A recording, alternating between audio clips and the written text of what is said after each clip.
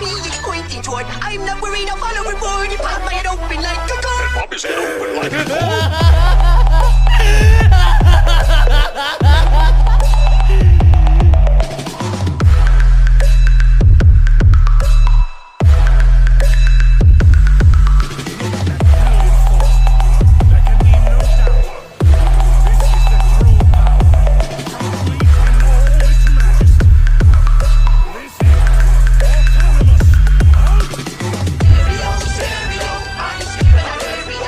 इस एपिसोड के स्टार्टिंग में हम देखते हैं ग्रैंड प्रिंस इस टाइम पर फीमेल सेयन को ट्रेन कर रहे थे। इस टाइम पर फीमेल सेयन की ट्रेनिंग काफ़ी ज़्यादा इंटेंस थी, पर ये इंटेंस सिर्फ फीमेल सेयन के लिए है। इस पॉइंट पर जो ग्रैंड प्रिंस है वो यहाँ पर सिर्फ फीमेल सेयन को देख रहा है। फीमेल सेयन सीरियसली एक चम्मच को नहीं उठा पा रही। इस टाइम पर ग्रैंड प्रिंस ने फीमेल सेयन को बस एक चम्मच को उठाने के लिए कहा था।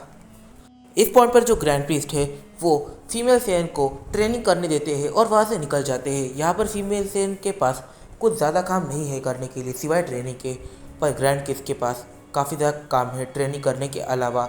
यहाँ पर उन्हें सबसे पहले स्ट्रॉन्गेस्ट मॉडल्स को इकट्ठा करना पड़ेगा और स्ट्रॉन्गेस्ट मॉडल्स यहाँ पर काफ़ी ज़्यादा पावरफुल रहेंगे। फिर ग्रैंड प्रिस्ट इस पॉइंट पर 3 एंजल्स को यहाँ पर कांटेक्ट करते हैं, वीस, वेडॉस और मार्गरेटा, क्योंकि इनके ही यूनिवर्सेस में इस पॉइंट पर स्ट्रॉन्गेस्ट मॉडल है और ग्रैंड प्रिस्ट को अब ज़रूरत है स्ट्रॉन्गेस्ट मॉडल की। ग्रैंड प्रिस्ट इन तीनों को ही ऑर्डर देते हैं कि अपने यूनिवर्सेस के दो स्ट्रॉन्गेस्ट मॉडल्स को यहाँ पर जल्द से जल्द लेके आए। ये काफ़ी ज़्यादा ज़रूरी है हमारे पूरे मल्टीवर्स के लिए। इस पॉइंट पर मार्गरेटा वहाँ पर सबसे पहले पहुँचती है और मार्गरेटा अपने यूनिवर्सेस के 2 स्ट्रॉन्गेस्ट मॉडल को लेकर वहाँ पर पहुँच जाती है। एक है टोपो और दूसरा है जिरेन। जिरेन अगर एक कितना पावरफुल है ये मुझे तुम्हें बताने की ज़रूरत नहीं है, और टोपो भी एक गॉड ऑफ डिस्ट्रक्शन कैंडिडेट है, तो उसके स्ट्रेंथ के ऊपर भी हम सवाल नहीं उठा सकते। इस पॉइंट पर जो ग्रैंड प्रिस्ट है वो मार्गरेटा से काफ़ी ज़्यादा खुश होते हैं। इस टाइम पर जो वीस है वो गोकू वेजिटा इन दोनों को लेकर वहाँ पर पहुँच जाता है, बट यहाँ पर गोकू वेजिटा के साथ और एक कैरेक्टर था और ये है गोहान। इस टाइम पर ग्रैंड प्रिस्ट ने गोहान को भी यहाँ पर बुलवा लिया था, क्योंकि गोहान भी एक ऐसा कैरेक्टर है जो काफ़ी ज़्यादा पावरफुल है और गोहान यहाँ पर काफ़ी ज़्यादा काम आ सकता है। यूनिवर्स 6 से यहाँ पर 2 स्ट्रॉन्गेस्ट कैरेक्टर है, एक है हिट और दूसरी है केल।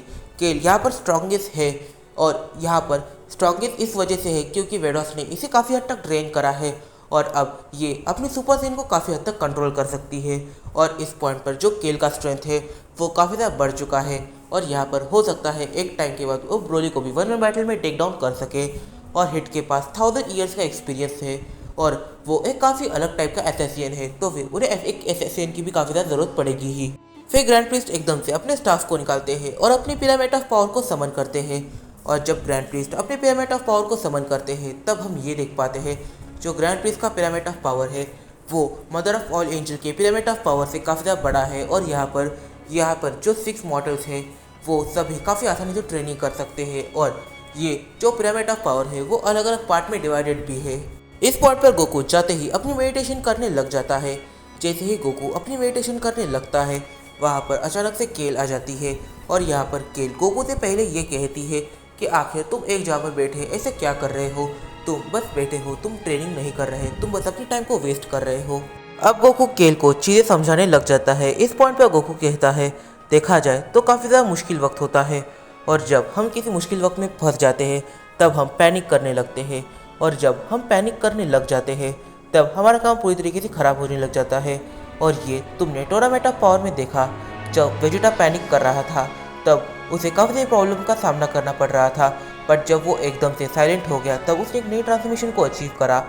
क्योंकि जब हम एकदम साइलेंट होते हैं तब हम चीज़ों को काफ़ी अच्छे से समझ पाते हैं और उस तरीके से रिएक्ट कर पाते हैं। इस रीज़न की वजह से हमें मेडिटेशन करना चाहिए, क्योंकि मेडिटेशन करने से हमारा माइंड काफ़ी हद तक शांत होता है और वो चीज़ों को काफ़ी जल्दी कैच करना स्टार्ट कर देता है और हम काफ़ी अच्छे से फोकस कर पाते हैं।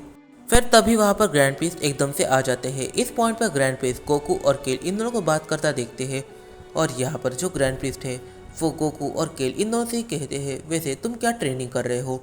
यहाँ पर केल कह रही है कि मैं हैंड टू हैंड कॉम्बैट करने वाली हूँ और वो भी गोहान के साथ, मैं अपना ट्रेनिंग सेशन गोहान के साथ रखूँगी। इस पॉइंट पर जो ग्रैंड प्रिस्ट है वो कहते हैं कि गोहान और वेजिटा ये दोनों ट्रेनिंग कर रहे हैं, शायद तुम्हें हिट के साथ ट्रेनिंग करनी चाहिए, ये काफ़ी अच्छा ऑप्शन रहेगा। फिर ग्रैंड प्रिस्ट गोकू से कहते हैं तो सन गोकू क्या तुम ट्रेनिंग करना चाहोगे, वो भी मेरे साथ। सबसे पहले ग्रैंड प्रिस्ट गोकू को सारे ही मॉडल से ज़रा सा दूर लेके जाते हैं। गोहान, वेजिटा, केल इन सभी से पहले तो गोकू को थोड़ा सा दूर ले जाया जाता है। फिर ग्रैंड प्रिंस सबसे पहले गोकू को एक यूनिफॉर्म देते हैं और इस यूनिफॉर्म को देखते ही हम समझ जाते हैं कि ये ग्रैंड प्रिंस का यूनिफॉर्म है। ये ग्रैंड प्रिंस के स्टूडेंट पहनते हैं और अब ग्रैंड प्रिंस काफ़ी हद तक गोकू को ट्रेनिंग देने वाली है अल्ट्रा इंस्टेंट के या फिर अल्ट्रा इंस्टेंट के आगे वाली चीज़ों की। फिर सीन शिफ्ट होता है और हम देखते हैं वेजिटा और गोहान इन दोनों की ट्रेनिंग को। इस पॉइंट पर वेजिटा अपनी अल्ट्रा ईगो ट्रांसफॉर्मेशन में चले जाता है। अपनी अल्ट्रा ईगो ट्रांसफॉर्मेशन में जाते ही उसकी स्ट्रेंथ एक अलग लेवल तक बढ़ी है। यहाँ पर जो वेजिटा है वो काफ़ी ज़्यादा पावरफुल है। और दूसरे साइड हम देखते हैं गोहान को। इस पॉइंट पर गोहान अपनी बीस्ट ट्रांसफॉर्मेशन में जा रहा होता है।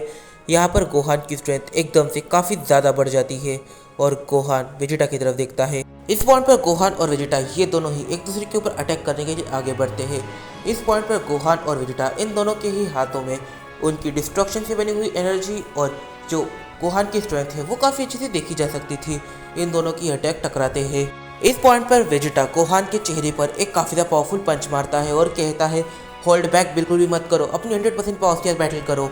यहाँ पर वेजिटा ये इसलिए कह रहा है क्योंकि उसे ऐसा लग रहा है कि गोहान अभी भी अपनी 100% पावर के अंदर नहीं है और वो सीरियसली बैटल नहीं कर रहा।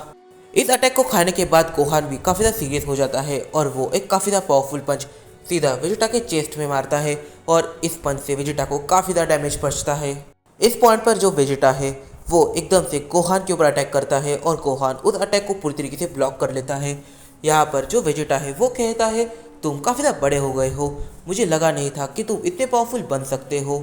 इस पॉइंट पर गोहान वेजिटा को मारने की एक कोशिश करता है पर जैसे ही गोहान वेजिटा को किक मारने जाता है वैसे ही वेजिटा वहाँ से निकल लेता है।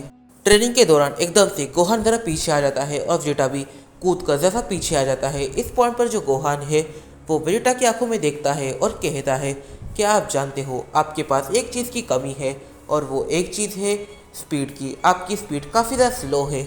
इस पॉइंट पर वेजिटा भी गोहान की ही आंखों में देख रहा था। वेजिटा गोहान से कहता है वैसे देखा जाए तो फिर स्पीड मेरे लिए काफ़ी बड़ी प्रॉब्लम है, पर हाँ जो चीज़ मेरे लिए प्रॉब्लम है वो तुम्हारे लिए प्रॉफिट है, पर जो मेरे लिए प्रॉफिट है वो तुम्हारे लिए बिल्कुल भी ठीक नहीं है। तुम बिल्कुल भी ड्यूरेबल नहीं हो। अगर मेरा एक हिट काफ़ी अच्छे से तुम्हें लग जाता है तो फिर तुम वहीं पर दम तोड़ दोगे, तुम वहीं पर नॉक हो जाओगे। फिर गोहान अपने माथे पर 2 उंगलियां रखता है और एक काफ़ी ज़्यादा पावरफुल बीन सीधा वेजिटा की तरफ शूट कर देता है। इस पॉइंट पर वेजिटा भी गोहान की तरफ एक काफ़ी ज़्यादा पावरफुल अटैक करता है। इस पॉइंट पर इन दोनों के अटैक्स आपस में टकराते हैं और इससे काफ़ी बड़ा ब्लास्ट हो जाता है। इस ब्लास्ट की वजह से पूरी जगह पर डिस्ट्रक्शन होती है। इस पॉइंट पर जो गोहान है वो वेजिटा की तरफ देख रहा था और यहाँ पर जो वेजिटा है वो बिल्कुल सही सलामत होता है और गोहान भी बिल्कुल सही सलामत होता है। पर इस पॉइंट पर जो गोहान और वेजिटा है इन दोनों का ही ट्रेनिंग सेशन पूरी तरीके से कंप्लीट हो जाता है। दूसरे साइड हम देखते हैं गोकू को। इस पॉइंट पर गोकू ने ग्रैंड प्रिंस के कपड़े पहने हुए थे और गोकू अपनी अल्ट्रा इंस्टेंट ट्रांसफॉर्मेशन में था। इस पॉइंट पर गोकू और ग्रैंड प्रिंस इन दोनों की ट्रेनिंग स्टार्ट होती है कि तभी ग्रैंड प्रिंस गोकू से कहते हैं तो पिरामिड ऑफ पावर का टाइम काफ़ी ज़्यादा पीछे चलता है, पर जिस सेक्शन में हम हैं मैं चाहे तो इस टाइम को और भी ज़्यादा स्लो कर सकता हूँ ताकि हमें ट्रेनिंग का थोड़ा सा ज़्यादा चांस मिल सके, हमें और भी ज़्यादा टाइम मिल सके ट्रेनिंग करने के लिए। इस पॉइंट पर जो ग्रैंड प्रिस्ट है वो जिस सेक्शन में गोकू और ग्रैंड प्रिस्ट ये दोनों ट्रेनिंग कर रहे थे उस सेक्शन के टाइम को काफ़ी ज़्यादा स्लो कर देते हैं।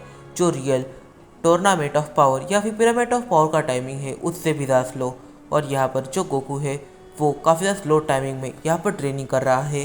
तो इस वीडियो में काफ़ी सारे सवाल निकल के आते हैं। सबसे बड़ा सवाल तो यहाँ पर ये निकल के आता है इस पॉइंट पर जो गोकू है और ग्रैंड प्रिस्ट है इन दोनों की ट्रेनिंग चल रही है तो आखिर इनकी ट्रेनिंग किस प्रकार होने वाली है और साथ ही में क्या फ्यूचर में गोकू कोई नई ट्रांसफॉर्मेशन अचीव करेगा और आखिर अब मॉडल्स को ट्रेन करने की क्या ज़रूरत है। क्या यहाँ पर ग्रैंड प्रिस्ट के लिए कोई बड़ा खतरा उनका वेट कर रहा है और यहाँ पर जो ग्रैंड प्रिस्ट है वो आखिर प्रिपरेशन किस चीज़ की कर रहे हैं। इस वीडियो में काफ़ी फैसले निकल के आते हैं तो इन फैसलों से हम जाएंगे अपने आने वाले कुछ वीडियो में। तब तक के लिए बाय बाय। अगर तुम्हें ये वीडियो पसंद आई है तो प्लीज़ इस वीडियो को जाकर एक लाइक कर दो, कमेंट करना मत भूलना क्योंकि तुम्हारे कमेंट से मुझे मोटिवेशन मिलती है। तो मिलते हैं अपने अगली वीडियो में। आज की वीडियो के लिए इतना ही, तो टाटा बाय बाय।